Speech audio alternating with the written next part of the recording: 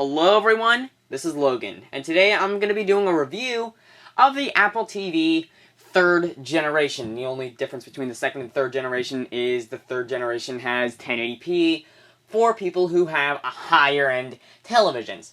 So, as you can see, here's the interface. It is quite limited. As you can see, these few apps are kind of yeah, this is all you can do on it. And that's especially a problem considering the Roku, which is quite a bit cheaper. It starts at about $50 or so, can actually do more than this. You know, it has Crackle and it has Pandora. This, in the way of movies, besides, well, actual direct from Apple, does Netflix, Hulu Plus, and, well, also YouTube and Vimeo, if that counts. So, that's a bit of a problem, but enough talking about what it can't do, let's talk about what it can do. So first of all, you can look at movies. Let's just go to a random one. And so let's take a look at the Grinch, the Jim Carrey version of the Grinch. The greater of two evils, in my opinion. Well, the first Grinch wasn't that bad. But, you know, you can preview it, so that's pretty good. And you can rent it for $3.99 and buy it for $17.99. And the prices for these range from about, some movies are $3.99, some movies are $4.99, and some movies to buy come from about maybe $14.99 to $20 or $19.99, whatever. Another cool feature is you can do Rotten Tomato reviews. 2 people said it's fresh, 2 people say it's rotten. I, again, personally think it's rotten. The customer reviews, sort of like how it is in the App Store. And you can also look at other movies that Jim Carrey did. For instance, if you think Jim Carrey's a good actor, which, in my opinion, he is, this just wasn't his movie. You can look at that, and, you know, you could rent or buy his other movies. So, that's quite a good thing, but TV shows is not so great. So, let's go and get a season of whatever this is, or get an episode of whatever this is, and as you can see, $2.99. And the problem with this is that, you know, unless you don't watch a lot of TV, which I guess is what they're going for, if you don't watch a lot of unless you don't watch a lot of TV, you're going to end up paying more for watching TV than you will actually be paying for cable. So, they should have just made it free, or at least cheaper. Well, I guess there are ways around it. For example, Netflix and Hulu Plus, which still aren't free, but at least you only have to pay about $10 a month, as opposed to either A, going to the TV shows and, you know, paying about 99 cents to, you know, even a bit more, like, actually these Christmas specials tend to go about $10. I don't know if it's just because it's around the holidays or what, but, you know, there you go. Or, you know, the other option is paying about $40 to $60 even dollars for cable or satellite. So, so at least you have Netflix and Hulu Plus to watch your movies and TV show and all that on. So, that's good. We also have music. You can buy things from the iTunes store. You have iTunes sharing, which is pretty cool. You can actually, there's an app you can get on your iPod or iPhone or iPad, and you can actually control it with the iPod, which I actually kind of like better, because the remote that comes with it is not really that good. First problem is it uses If you can see that. Actually, you can see that. Wow, my camera's actually picking up infrared.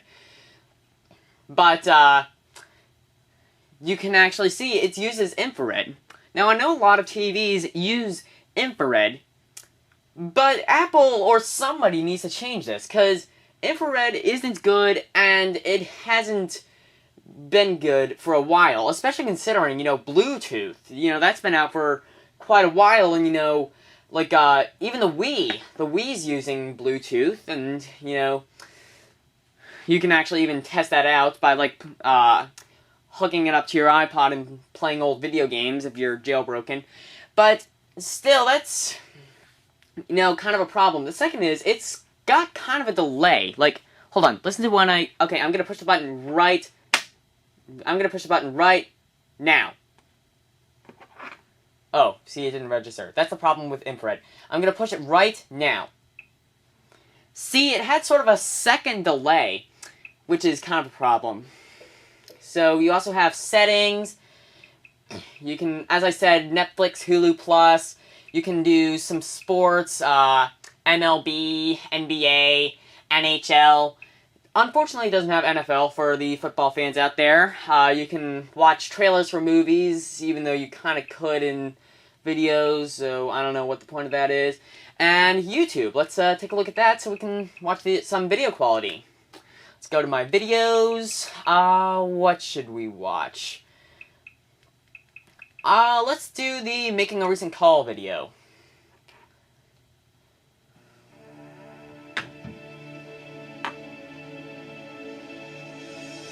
Eltina Productions.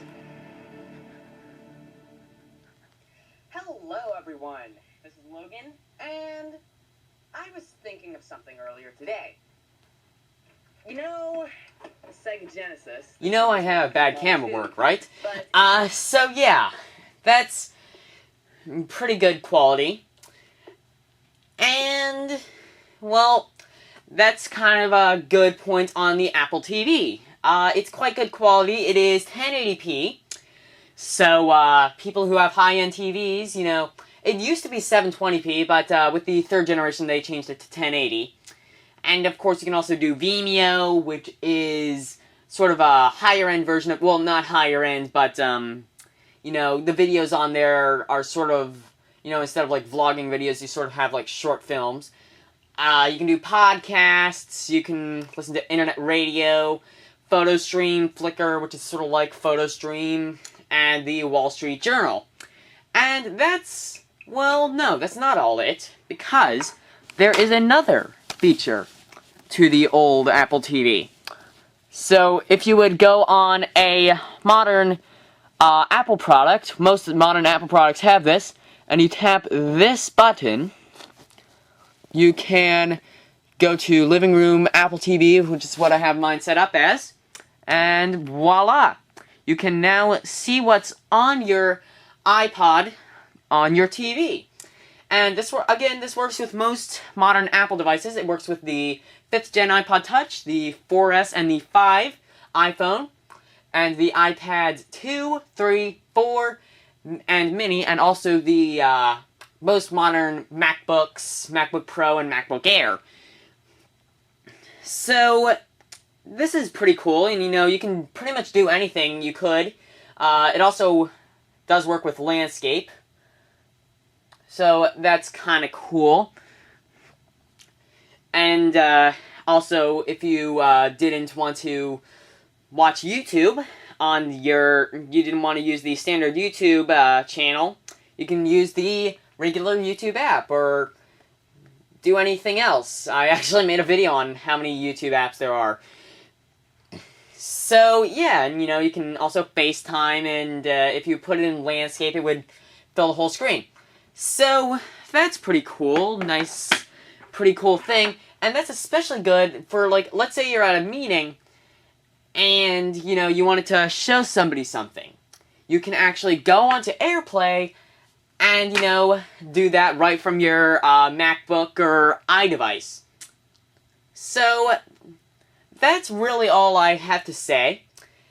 Overall, I think it's a good thing even if it is a bit limited, the prices for movies are pretty good, and I guess it's good for people who don't watch a lot of movies, don't have a lot of TV shows, because, well, again, you have to pay for everything. But other than that, it's pretty darn good. I personally recommend it. If not for AirPlay, then for the fact that you can just do all of this on your TV. Again, YouTube, and, you can do Vimeo and Netflix and Hulu Plus. So that's really all I have to say. Bottom line, recommend it.